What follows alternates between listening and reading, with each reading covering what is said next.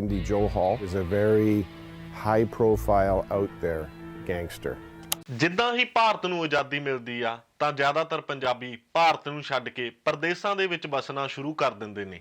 ਜ਼ਿਆਦਾਤਰ ਲੋਕ ਇਹਨਾਂ ਦੇ ਵਿੱਚੋਂ ਕੈਨੇਡਾ ਦੇ ਵੱਲ ਮੂੰਹ ਕਰਦੇ ਨੇ ਤੇ ਕੈਨੇਡਾ ਆ ਕੇ ਆਪਣੀ ਜ਼ਿੰਦਗੀ ਦੀਆਂ ਸ਼ੁਰੂਆਤਾਂ ਕਰਦੇ ਨੇ। ਪਰ ਉਸ ਟਾਈਮ ਕੈਨੇਡਾ ਦੇ ਵਿੱਚ ਰੇਸਿਜ਼ਮ ਪੀਕ ਦੇ ਉੱਤੇ ਸੀ ਤੇ ਬਹੁਤ ਸਾਰੇ ਗੋਰੇ ਪੰਜਾਬੀਆਂ ਦੇ ਨਾਲ ਭੇਦਭਾਵ ਕਰਿਆ ਕਰਦੇ ਸਨ। ਉਸ ਟਾਈਮ ਪੰਜਾਬੀਆਂ ਨੇ ਇਹਨਾਂ ਦੇ ਖਿਲਾਫ ਆਵਾਜ਼ ਚੁੱਕੀ। ਇਹ ਆਵਾਜ਼ ਦੋ ਤਰੀਕਿਆਂ ਨਾਲ ਚੁੱਕੀ ਗਈ। ਪਹਿਲੀ, ਇਹ ਪੰਜਾਬੀ ਇਹਨਾਂ ਦੇ ਖਿਲਾਫ ਪ੍ਰਦਰਸ਼ਨ ਕਰਿਆ ਕਰਦੇ ਸਨ ਤੇ ਸਰਕਾਰ ਦੇ ਕੰਨ ਖੋਲਣਾ ਚਾਹੁੰਦੇ ਸੀ ਕਿ ਸਾਡੇ ਨਾਲ ਇਸ ਦੇਸ਼ ਦੇ ਵਿੱਚ ਧੱਕਾ ਹੋ ਰਿਹਾ ਹੈ। ਪਰ ਦੂਜਾ ਸੀਗਾ ਉਹੀ ਰਾਹ ਜਿਹੜਾ ਗੋਰੇ ਪੰਜਾਬੀਆਂ ਦੇ ਲਈ ਵਰਤਦੇ ਸਨ ਤੇ ਪੰਜਾਬੀਆਂ ਨੇ ਉਹਨਾਂ ਦੇ ਲਈ ਵਰਤਿਆ, ਜਿਸ ਦਾ ਕਹਿ ਸਕਦੇ ਹਾਂ ਖੂਨ ਦਾ ਬਦਲਾ ਖੂਨ। ਹਾਂਜੀ, ਇਹਨਾਂ ਦੇ ਵਿੱਚੋਂ ਹੀ ਉੱਠਿਆ ਭੁਪਿੰਦਰ ਸਿੰਘ ਜੌਲ, ਜਾਂ ਆਪਾਂ ਕਹੀਏ ਬਿੰਦੀ ਜੌਲ। ਬਿੰਦੀ ਜੌਲ ਦਾ ਜਨਮ 14 ਜਨਵਰੀ 1971 ਨੂੰ ਪੰਜਾਬ ਦੇ ਵਿੱਚ ਹੁੰਦਾ ਹੈ। ਜਦੋਂ ਸਿਰਫ 4 ਸਾਲਾਂ ਦਾ ਸੀ ਤਾਂ ਉਸਦਾ ਮਾਂ-ਬਾਪ ਕੈਨੇਡਾ ਦੇ ਵਿੱਚ ਮੂਵ ਕਰ ਜਾਂਦਾ ਹੈ। ਉਹ ਵੈਨਕੂਵਰ ਸਿਟੀ ਚੂਜ਼ ਕਰਦੇ ਨੇ ਤੇ ਉੱਥੇ ਜਾ ਕੇ ਆਪਣੀ ਜ਼ਿੰਦਗੀ ਬਸਰ ਕਰਨੀ ਸ਼ੁਰੂ ਕਰ ਦਿੰਦੇ ਨੇ। ਬਿੰਦੀ ਜੌਲ ਦੇ ਫਾਦਰ ਇੱਕ ਮਿੱਲ ਦੇ ਵਿੱਚ ਵਰਕਰ ਦੀ ਜੌਬ ਸ਼ੁਰੂ ਕਰਦੇ ਨੇ ਤੇ ਉਸਦੀ ਮਾਤਾ ਇੱਕ ਸੈਕਟਰੀ ਦੀ ਜੌਬ ਸ਼ੁਰੂ ਕਰ ਦਿੰਦੇ ਨੇ। ਜੇ ਬਿੰਦੀ ਜੌਲ ਦੇ ਆਪਾਂ ਬਚਪਨ ਦੀ ਗੱਲ ਕਰੀਏ ਤਾਂ ਉਹ ਬਹੁਤ ਹੀ ਸਧਾਰਨ ਤੇ ਸਾਊ ਸੁਭਾਅ ਦਾ ਲੜਕਾ ਸੀ। ਉਹ ਕਿਸੇ ਨਾਲ ਬਹੁਤਾ ਜ਼ਿਆਦਾ ਬੋਲਦਾ ਵੀ ਨਹੀਂ ਸੀ। ਪਰ ਜਦੋਂ ਉਸਨੂੰ ਉੱਥੇ ਸਕੂਲ ਦੇ ਵਿੱਚ ਪੜ੍ਹਨੇ ਪਾਇਆ ਜਾਂਦਾ ਹੈ ਤਾਂ ਉੱਥੇ ਉਸ ਨਾਲ ਰੇਸਿਜ਼ਮ ਸ਼ੁਰੂ ਹੋ ਜਾਂਦਾ ਹੈ। ਗੋਰੇ ਉਸ ਨਾਲ ਭੇਦਭਾਵ ਕਰਿਆ ਕਰਦੇ ਸਨ।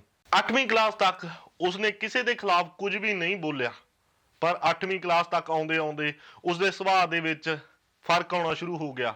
ਉਹ ਬਹੁਤ ਹੀ ਜਲਦ ਅਗਰੈਸਿਵ ਹੋ ਜਾਂਦਾ ਹੈ ਤੇ ਬਹੁਤ ਜਲਦ ਲੋਕਾਂ ਦੇ ਨਾਲ ਲੜਨਾ ਸ਼ੁਰੂ ਕਰ ਦਿੰਦਾ ਹੈ। 12ਵੀਂ ਕਲਾਸ ਤੱਕ ਆਉਂਦੇ ਆਉਂਦੇ ਉਸਦੇ ਨਾਲ ਵਾਲੇ ਗੋਰੇ ਵੀ ਉਸ ਤੋਂ ਡਰਨਾ ਸ਼ੁਰੂ ਕਰ ਦਿੰਦੇ ਨੇ। ਇੱਕ ਦਿਨ ਜਦੋਂ ਉਹ 12ਵੀਂ ਕਲਾਸ ਦੇ ਵਿੱਚ ਸੀ ਤਾਂ ਉਸਦੀ ਗੋਰਿਆਂ ਦੇ ਨਾਲ ਲੜਾਈ ਹੋ ਜਾਂਦੀ ਆ। ਇਹ ਸਭ ਕੁਝ ਦੇਖ ਕੇ ਵਾਈਸ ਪ੍ਰਿੰਸੀਪਲ ਉਸਨੂੰ ਆਪਣੇ ਰੂਮ ਦੇ ਵਿੱਚ ਸੱਦਦਾ ਹੈ ਤੇ ਉਸਨੂੰ ਸਮਝਾਉਣ ਦੀ ਕੋਸ਼ਿਸ਼ ਕਰਦਾ ਹੈ। ਪਰ ਬਿੰਦੀ ਜੌਲ ਉਸਨੂੰ ਦੱਸਦਾ ਹੈ ਕਿ ਉਸਦੇ ਨਾਲ ਰੇਸਿਜ਼ਮ ਹੋ ਰਿਹਾ ਹੈ, ਜਿਸ ਤੋਂ ਪ੍ਰਿੰਸੀਪਲ ਉਸ ਤੇ ਭੜਕ ਜਾਂਦਾ ਹੈ। ਤਾਂ ਬਿੰਦੀ ਜੌਲ ਉਸਦੀ ਹਿੱਕ ਦੇ ਵਿੱਚ ਇੰਨੀ ਜ਼ੋਰ ਦੀ ਲੱਤ ਮਾਰਦਾ ਹੈ ਕਿ ਵਾਈਸ ਪ੍ਰਿੰਸੀਪਲ ਨੂੰ ਨਾਲ ਦੀ ਨਾਲ ਹੀ ਐਮਰਜੈਂਸੀ ਹਸਪੀਟਲ ਦੇ ਵਿੱਚ ਦਾਖਲ ਕਰਾਉਣਾ ਪੈਂਦਾ ਹੈ। ਜਿਸ ਤੋਂ ਬਾਅਦ ਬਿੰਦੀ ਜੌਲ ਨੂੰ ਸਰ ਚਾਰਲਸ ਸਕੂਲ ਦੇ ਵਿੱਚੋਂ ਕੱਢ ਦਿੱਤਾ ਜਾਂਦਾ ਹੈ ਤੇ ਉਸਦੀ ਪੇਸ਼ੀ ਅਦਾਲਤ ਦੇ ਵਿੱਚ ਹੁੰਦੀ ਆ। ਉਹ ਜਦੋਂ ਅਦਾਲਤ ਦੇ ਵਿੱਚ ਜੱਜ ਦੇ ਸਾਹਮਣੇ ਪੇਸ਼ ਹੁੰਦਾ ਹੈ ਤਾਂ ਉਸਨੂੰ ਕਾਰਨ ਪੁੱਛਿਆ ਜਾਂਦਾ ਹੈ ਉਸਨੇ ਕਿਉਂ ਵਾਈਸ ਪ੍ਰਿੰਸੀਪਲ ਦੇ ਉੱਤੇ ਹਮਲਾ ਕੀਤਾ। ਤਾਂ ਉੱਥੇ ਵੀ ਬਿੰਦੀ ਜੌਲ ਇੱਕ ਹੀ ਕਾਰਨ ਦੱਸਦਾ ਹੈ ਕਿ ਉਸਦੇ ਨਾਲ ਪੰਜਾਬੀ ਹੋਣ ਦੇ ਨਾਤੇ ਭੇਦਭਾਵ ਕੀਤਾ ਜਾਂਦਾ ਹੈ। ਪਰ ਜੱਜ ਉਸਦੀ ਇੱਕ ਵੀ ਨਹੀਂ ਸੁਣਦਾ ਤੇ ਉਸਨੂੰ 60 ਦਿਨਾਂ ਦੀ ਜੇਲ੍ਹ ਹੋ ਜਾਂਦੀ ਹੈ। ਜਦੋਂ ਬਿੰਦੀ ਜੌਲ ਜੇਲ੍ਹ ਦੇ ਵਿੱਚ ਜਾਂਦਾ ਹੈ ਤਾਂ ਉਸਦੀ ਉੱਥੇ ਮੁਲਾਕਾਤ ਫੈਜ਼ਲਡੀਨ ਨਾਂ ਦੇ ਇੱਕ ਇਨਸਾਨ ਦੇ ਨਾਲ ਹੁੰਦੀ ਆ। ਫੈਜ਼ਲਡੀਨ ਲਾਸ ਡੀਬਲੋਸ ਗੈਂਗ ਦੇ ਲਈ ਕੰਮ ਕਰਦਾ ਸੀ। ਇਹ ਗੈਂਗ ਸੜਕਾਂ ਦੇ ਉੱਤੇ ਨਸ਼ੀਲਾ ਪਦਾਰਥ ਵੇਚਿਆ ਕਰਦੇ ਸਨ, ਜੋ ਕਿ ਉਸ ਟਾਈਮ ਬਹੁਤ ਹੀ ਪਪੂਲਰ ਸੀ ਮੈਕਸੀਕੋ ਤੇ ਕੈਨੇਡਾ ਦੇ ਵਿੱਚ। ਇਹ ਗੈਂਗ ਦੇ ਜ਼ਿਆਦਾਤਰ ਮੈਂਬਰ 1960 ਦੇ ਵਿੱਚ ਸਪੈਨਿਸ਼ ਮੂਲ ਦੇ ਸਨ ਜਦੋਂ ਇਹ ਗੈਂਗ ਬਣਿਆ ਸੀ। ਪਰ 1980 ਆਉਂਦੇ ਆਉਂਦੇ ਇਸ ਦੇ ਵਿੱਚ ਜ਼ਿਆਦਾਤਰ ਪੰਜਾਬੀ ਜਾਂ ਕਹੀਏ ਭਾਰਤੀ ਲੋਕ ਸ਼ਾਮਲ ਹੋਣਾ ਸ਼ੁਰੂ ਹੋ ਜਾਂਦੇ ਨੇ। ਇਸ ਤੋਂ ਬਾਅਦ ਬਿੰਦੀ ਜੌਲ 60 ਦਿਨਾਂ ਦੀ ਜੇਲ੍ਹ ਕੱਟ ਕੇ ਰਿਹਾ ਹੋ ਜਾਂਦਾ ਹੈ ਤੇ ਉਸ ਤੋਂ ਬਾਅਦ ਉਹ ਆਪਣੀ ਅੱਗੇ ਦੀ ਪੜ੍ਹਾਈ ਕਿਸੇ ਹੋਰ ਸਕੂਲ ਵਿੱਚ ਸ਼ੁਰੂ ਕਰਦਾ ਹੈ ਆਪਣੇ ਮਾਂ-ਬਾਪ ਦੇ ਕਹਿਣ ਦੇ ਉੱਤੇ। ਪਰ ਉੱਥੇ ਵੀ ਉਸਦਾ ਸੁਭਾਅ ਉਹੀ ਰਹਿੰਦਾ ਜੋ ਉਸਦਾ ਪੁਰਾਣੇ ਸਕੂਲ ਦੇ ਵਿੱਚ ਸੀ। ਉਹ ਟੀਚਰ ਦੇ ਉੱਤੇ ਬੇਸਬਾਲ ਦੇ ਨਾਲ ਹਮਲਾ ਕਰਦਾ ਹੈ, ਜਿਸ ਦੇ ਵਿੱਚ ਟੀਚਰ ਦੀ ਕਾਰ ਭੰਨੀ ਜਾਂਦੀ ਆ। ਉੱਥੇ ਵੀ ਉਸਦੇ ਉੱਤੇ ਬਹੁਤ ਸਾਰੀਆਂ ਰਿਪੋਰਟਾਂ ਹੁੰਦੀਆਂ ਨੇ। ਪਰ ਕਿੱਦਾਂ ਨਾ ਕਿੱਦਾਂ ਬਿੰਦੀ ਜੌਲ ਆਪਣੇ ਸਕੂਲ ਦੀ ਪੜ੍ਹਾਈ ਖਤਮ ਕਰਦਾ ਹੈ ਤੇ ਇਸ ਤੋਂ ਬਾਅਦ ਕਾਲਜ ਦੇ ਵਿੱਚ ਦਾਖਲਾ ਲੈਂਦਾ ਹੈ। ਪਰ ਕਾਲਜ ਦੇ ਵਿੱਚ ਉਸਦਾ ਮਨ ਨਹੀਂ ਲੱਗਦਾ। ਉਹ ਫੈਜ਼ਲਡੀਨ ਦੇ ਨਾਲ ਫਿਰ ਮੁਲਾਕਾਤ ਕਰਦਾ ਹੈ ਤੇ ਇਸ ਮੁਲਾਕਾਤ ਤੋਂ ਬਾਅਦ ਉਹ ਵੀ ਲਾਸ ਡੀਬਲੋਸ ਗੈਂਗ ਦੇ ਵਿੱਚ ਸ਼ਾਮਲ ਹੋ ਜਾਂਦਾ ਹੈ ਤੇ ਉਹ ਇੱਕ ਏਜੰਟ ਦੇ ਤੌਰ ਤੇ ਜਾਂ ਆਪਾਂ ਕਹੀਏ ਇੱਕ ਡੀਲਰ ਦੇ ਤੌਰ ਤੇ ਕੰਮ ਕਰਨਾ ਸ਼ੁਰੂ ਕਰ ਦਿੰਦਾ ਹੈ।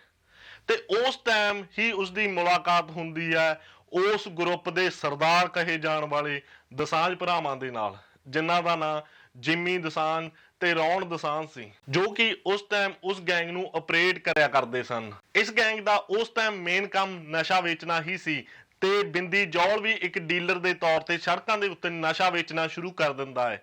ਉਸ ਨੂੰ ਇਹ ਵੀ ਦਿਖਣ ਲੱਗ ਜਾਂਦਾ ਹੈ ਕਿ ਇਸ ਕੰਮ ਦੇ ਵਿੱਚ ਬਹੁਤ ਹੀ ਜ਼ਿਆਦਾ ਬੈਨੀਫਿਟ ਹੈ ਤੇ ਉਸ ਦਾ ਕਿਸੇ ਦੇ ਨਾਲ ਕੋਈ ਮੁਕਾਬਲਾ ਵੀ ਨਹੀਂ। ਬਾਅਦ ਦੇ ਵਿੱਚ ਜਦੋਂ ਇੱਕ ਇੰਟਰਵਿਊ ਦੇ ਵਿੱਚ ਪੁੱਛਿਆ ਗਿਆ ਸੀ ਕਿ ਬਿੰਦੀ ਜੌਲ ਦਾ ਦੋਸਾਂਝ ਭਰਾਵਾਂ ਦੇ ਨਾਲ ਕਿੱਦਾਂ ਦਾ ਰਿਸ਼ਤਾ ਸੀ, ਤਾਂ ਉਸਨੇ ਕਿਹਾ ਸੀ ਕਿ ਉਹ ਇੱਕ ਬਹੁਤ ਹੀ ਛੋਟੀ ਮੱਛੀ ਸੀ, ਪਰ ਦੋਸਾਂਝ ਭਰਾ ਉਸ ਇਲਾਕੇ ਦੇ ਮਗਰਮੱਛ ਸਨ ਤੇ ਉਹ ਜਿੱਥੇ ਵੀ ਉਹਨਾਂ ਦੇ ਨਾਲ ਗਿਆ ਉਸ ਨੂੰ ਇੱਜ਼ਤ ਮਿਲੀ ਕਿਉਂਕਿ ਲੋਕ ਉਹਨਾਂ ਤੋਂ ਡਰਿਆ ਕਰਦੇ ਸਨ। ਪਰ 1991 ਆਉਂਦੇ ਆਉਂਦੇ ਇਹ ਰਿਸ਼ਤੇ ਉਵੇਂ ਨਹੀਂ ਰਹਿੰਦੇ। 1991 ਦੇ ਵਿੱਚ ਜਿਮੀ ਦੋਸਾਂਝ ਨੂੰ ਇੱਕ ਕੋਲੰਬੀਆ ਦੇ ਡਰੱਗ ਡੀਲਰ ਦੇ ਕਤਲ ਦੇ ਕੇਸ ਦੇ ਵਿੱਚ ਜੇਲ੍ਹ ਹੋ ਜਾਂਦੀ ਆ ਤੇ ਜਦੋਂ ਹੀ ਜਿਮੀ ਦੋਸਾਂਝ ਜੇਲ੍ਹ ਦੇ ਵਿੱਚ ਜਾਂਦਾ ਹੈ ਤਾਂ ਬਿੰਦੀ ਜੌਲ ਇਸ ਸਭ ਦਾ ਫਾਇਦਾ ਚੁੱਕਦੇ ਹੋਏ ਲੌਸ ਡੀ ਬਲੋਸ ਤੇ ਦੋਸਾਂਝ ਭਰਾਵਾਂ ਦੇ ਵਿਰੁੱਧ ਇੱਕ ਤੀਜੀ ਧਿਰ ਬਣ ਕੇ ਖੜਾ ਹੋ ਜਾਂਦਾ ਹੈ ਤੇ ਉਹ ਸੜਕਾਂ ਦੇ ਉੱਤੇ ਨਸ਼ੀਲੇ ਪਦਾਰਥ ਵੇਚਣੇ ਸ਼ੁਰੂ ਕਰ ਦਿੰਦਾ ਹੈ ਕਿਉਂਕਿ ਬਿੰਦੀ ਜੌਲ ਜਾਣਦਾ ਸੀ ਕਿ ਜਿੰਨਾ ਟਾਈਮ ਜਿਮੀ ਦੋਸਾਂਝ ਜੇਲ੍ਹ ਦੇ ਵਿੱਚ ਹੈ ਰੌਨ ਦੋਸਾਂਝ ਉਸ ਦਾ ਕੁਝ ਵੀ ਨਹੀਂ ਕਰ ਸਕਦਾ। ਇਸ ਸਭ ਦਾ ਫਾਇਦਾ ਚੁੱਕਦੇ ਬਿੰਦੀ ਜੌਲ ਆਪਣਾ ਸਮਰਾਜ ਖੜਾ ਕਰਨਾ ਸ਼ੁਰੂ ਕਰ ਦਿੰਦਾ ਹੈ। ਇਸ ਸਭ ਦੇ ਵਿੱਚ ਉਸ ਦਾ ਸਾਥ ਰੋਮਨ ਮਾਨ ਨਾਂ ਦਾ ਇੱਕ ਇਨਸਾਨ ਦੇ ਰਿਹਾ ਸੀ। ਉਹ ਦੋਨੇ ਜਣੇ ਬਹੁਤ ਹੀ ਜ਼ਿਆਦਾ ਪਾਪੂਲਰ ਹੋਣਾ ਸ਼ੁਰੂ ਹੋ ਜਾਂਦੇ ਨੇ ਤੇ ਉਹਨਾਂ ਦੇ ਨਾਲ ਹੋਰ ਬਹੁਤ ਸਾਰੀਆਂ ਗੈਂਗਾਂ ਦੇ ਮੈਂਬਰ ਜੁੜਨਾ ਵੀ ਸ਼ੁਰੂ ਹੋ ਜਾਂਦੇ ਨੇ। ਉਹ ਨਸ਼ੀਲੇ ਪਦਾਰਥ ਵੇਚਣ ਦੇ ਨਾਲ ਨਾਲ ਕਿਡਨੈਪਿੰਗ ਤੇ ਹੋਰ ਬਹੁਤ ਸਾਰੀਆਂ ਚੀਜ਼ਾਂ ਕਰਨੀਆਂ ਸ਼ੁਰੂ ਕਰ ਦਿੰਦੇ ਨੇ ਤੇ ਇੱਥੇ ਹੀ ਹੋਰ ਵੱਡੀਆਂ ਘਟਨਾਵਾਂ ਸ਼ੁਰੂ ਹੋ ਜਾਂਦੀਆਂ ਨੇ। ਬਿੰਦੀ ਜੌਲ ਹਾਇਰ ਕਰਦਾ ਏ ਇੱਕ ਦੀ ਅਲਾਈਟ ਨਾਂ ਦਾ ਗਰੁੱਪ। ਦੀ ਅਲਾਈਟ ਬਿੰਦੀ ਜੌਲ ਦੇ ਥੱਲੇ ਕੰਮ ਕਰਿਆ ਕਰਦਾ ਸੀ। ਉਹ ਬਿੰਦੀ ਜੌਲ ਦੇ ਇੱਕ ਇਸ਼ਾਰੇ ਤੇ ਕਿਸੇ ਨੂੰ ਵੀ ਮਾਰ ਦਿੰਦੇ ਸਨ। ਬਿੰਦੀ ਜੌਲ ਦੇ ਪੂਰੇ ਲਾਈਫ ਟਾਈਮ ਦੇ ਵਿੱਚ ਇਸ ਗੈਂਗ ਨੇ 25 ਤੋਂ 30 ਲੋਕਾਂ ਦਾ ਕਤਲ ਕੀਤਾ ਸੀ ਸਿਰਫ ਬਿੰਦੀ ਜੌਲ ਦੇ ਇਸ਼ਾਰੇ ਦੇ ਉੱਤੇ।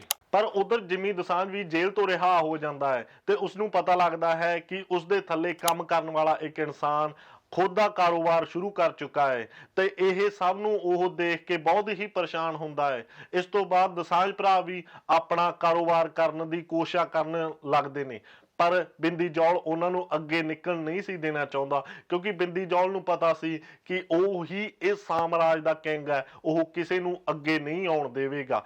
ਇਸ ਤੋਂ ਬਾਅਦ ਹੀ ਉਹਨਾਂ ਦੀ ਮੀਡੀਆ ਤੇ ਗੈਂਗਵਾਰ ਸ਼ੁਰੂ ਹੋ ਜਾਂਦੀ ਆ। ਉਹ ਆਪਸ ਦੇ ਵਿੱਚ ਧਮਕੀਆਂ ਦੇਣੀਆਂ ਸ਼ੁਰੂ ਕਰ ਦਿੰਦੇ ਨੇ। Have you received any threats? Are you in any fear for your life? Yes, that's the main reason I came here to talk to you. If you want to talk about nobody, if anybody's a nobody buddy, maybe that's why your life is worth a loony on the streets today. I wouldn't shoot you in the back, but I'd do it right face to face, square in the forehead. ਪਰ 1994 ਦੀ starting ਦੇ ਵਿੱਚ ਹੀ ਜਦੋਂ ਜਿਮੀ ਦੋਸਾਂਝ ਸੜਕ ਦੇ ਉੱਤੇ ਜਾ ਰਿਹਾ ਸੀ ਤਾਂ ਉਸ ਉੱਤੇ ਹਮਲਾ ਹੁੰਦਾ ਹੈ, ਉਸ ਤੇ ਗੋਲਾਬਾਰੀ ਹੁੰਦੀ ਆ ਤੇ ਜਿਸ ਦੇ ਵਿੱਚ ਜਿਮੀ ਦੋਸਾਂਝ ਮੌਕੇ ਤੇ ਹੀ ਦਮ ਤੋੜ ਜਾਂਦਾ ਹੈ। ਇਸ ਚੀਜ਼ ਦੀ ਕੋਈ ਵੀ ਜ਼ਿੰਮੇਵਾਰੀ ਨਹੀਂ ਲੈਂਦਾ ਪਰ ਸਭ ਲੋਕਾਂ ਨੂੰ ਪਤਾ ਸੀ ਕਿ ਇਹ ਸਭ ਕੁਝ ਬਿੰਦੀ ਜੌਲ ਨੇ ਹੀ ਕਰਾਇਆ ਹੈ। ਇਸ ਤੋਂ ਬਾਅਦ ਰੌਨ ਦੋਸਾਂਝ ਬਹੁਤ ਹੀ ਜ਼ਿਆਦਾ ਭੜਕ ਜਾਂਦਾ ਹੈ। ਉਹ ਇਸ ਚੀਜ਼ ਦਾ ਬਦਲਾ ਲੈਣਾ ਚਾਹੁੰਦਾ ਹੈ ਤੇ ਇਸ ਤੋਂ ਬਾਅਦ ਉਹ ਇੱਕ ਦੂਜੇ ਨੂੰ ਧਮਕੀਆਂ ਦੇਣੀਆਂ ਵੀ ਸ਼ੁਰੂ ਕਰ ਦਿੰਦੇ ਨੇ। I mean, I guess he was a very serious person. From what I've seen of him on the street, I personally think he couldn't have hit his way out of a paper bag. Bindi, I'm here and I'm bad mouthing you, buddy. Okay? ਪਰ ਜਿਮੀ ਦੋਸਾਂਝ ਦੀ ਮੌਤ ਤੋਂ ਸਿਰਫ 2 ਮਹੀਨੇ ਬਾਅਦ ਹੀ Ron Dosanjh ਨੂੰ ਵੀ ਮਾਰ ਦਿੱਤਾ ਜਾਂਦਾ ਹੈ। ਇਹ ਕਦੇ ਵੀ ਪਤਾ ਨਹੀਂ ਲੱਗ ਸਕਿਆ ਕਿ ਅਸਲ ਦੇ ਵਿੱਚ ਉਹਨਾਂ ਦੇ ਕਾਤਲ ਕੌਣ ਸੀ ਪਰ ਸਭ ਦੁਆਰਾ ਮੰਨਿਆ ਜਾਂਦਾ ਹੈ ਕਿ ਬਿੰਦੀ ਜੌਲ ਕਿਸੇ ਨੂੰ ਵੀ ਆਪਣੇ ਰਾਹ ਤੋਂ ਹਟਾ ਦਿੰਦਾ ਸੀ ਜਿਹੜਾ ਵੀ ਉਸ ਨੂੰ ਲੱਗਦਾ ਸੀ ਕਿ ਉਸ ਦੇ ਰਾਹ ਦੇ ਵਿੱਚ ਰੋੜਾ ਏ। ਪਰ ਇਸ ਸਭ ਦੇ ਬਾਅਦ ਪੁਲਿਸ ਦੇ ਉੱਤੇ ਵੀ ਦਬਾਅ ਪੈਣਾ ਸ਼ੁਰੂ ਹੋ ਜਾਂਦਾ ਹੈ। ਉਹ ਬਿੰਦੀ ਜੌਲ ਨੂੰ ਗ੍ਰਿਫਤਾਰ ਕਰਦੇ ਨੇ ਤੇ ਇਸ ਸਭ ਦੇ ਵਿੱਚ ਬਿੰਦੀ ਜੌਲ ਦਾ ਸਾਥ ਦੇ ਰਿਹਾ ਸੀ ਪੀਟਰ ਗਿਲ ਨਾਂ ਦਾ ਇਨਸਾਨ ਜੋ ਅਸਲ ਦੇ ਵਿੱਚ ਬਿੰਦੀ ਜੌਲ ਦਾ ਜੀਜਾ ਵੀ ਸੀ ਤੇ ਉਹ ਉਸ ਦਾ ਕ੍ਰਾਈਮ ਦੇ ਵਿੱਚ ਸਾਥੀ ਵੀ ਸੀ। ਤੇ ਜਦੋਂ ਦੋਨਾਂ ਦੀਆਂ ਪੇਸ਼ੀਆਂ ਪੈਣੀਆਂ ਸ਼ੁਰੂ ਹੁੰਦੀਆਂ ਨੇ ਤਾਂ ਜੱਜ ਉਹਨਾਂ ਨੂੰ ਸੇਫਟੀ ਦਾ ਰੀਜ਼ਨ ਦੇ ਕੇ ਰਿਹਾ ਕਰਨ ਤੋਂ ਨਾ ਕਰ ਦਿੰਦਾ ਹੈ। ਪਰ ਉਸ ਟਾਈਮ ਅਦਾਲਤ ਦੇ ਵਿੱਚ ਯੂਰੀ ਕੰਮ ਕਰਦੀ ਸੀ ਕਿ ਜੱਜ ਦੇ ਥੱਲੇ ਕੁਝ ਮੈਂਬਰ ਬੈਠੇ ਹੁੰਦੇ ਸਨ ਕਿ ਉਹ ਜਿੱਦਾਂ ਦਾ ਫੈਸਲਾ ਕਰਨਗੇ ਜੱਜ ਵੀ ਉਹਨਾਂ ਦੇ ਹੱਕ ਦੇ ਵਿੱਚ ਉਦਾਂ ਦਾ ਹੀ ਫੈਸਲਾ ਕਰੂਗਾ। ਪਰ ਪੀਟਰ ਗਿਲ ਦਾ ਉਸ ਟਾਈਮ ਯੂਰੀ ਦੀ ਇੱਕ ਮੈਂਬਰ ਦੇ ਨਾਲ ਰਿਸ਼ਤਾ ਬਣ ਜਾਂਦਾ ਹੈ ਤੇ ਜਿਸ ਕਰਕੇ ਬਿੰਦੀ ਜੌਲ ਨੂੰ ਉਸ ਟਾਈਮ ਦੇ ਵਿੱਚ ਬਹੁਤ ਹੀ ਘੱਟ ਸਜ਼ਾ ਮਿਲਦੀ ਆ। ਇਹ ਕੇਸ ਆਪਾਂ ਕਿਸੇ ਆਉਣ ਵਾਲੀ ਵੀਡੀਓ ਦੇ ਵਿੱਚ ਗੱਲ ਕਰਾਂਗੇ। ਅੱਜ ਆਪਾਂ ਗੱਲ ਕਰਦੇ ਹਾਂ ਬਿੰਦੀ ਜੌਲ ਦੇ ਉਸ ਕੇਸ ਬਾਰੇ। ਇਸ ਤੋਂ ਬਾਅਦ ਬਿੰਦੀ ਜੌਲ ਨੂੰ ਜੇਲ੍ਹ ਹੋ ਜਾਂਦੀ ਆ।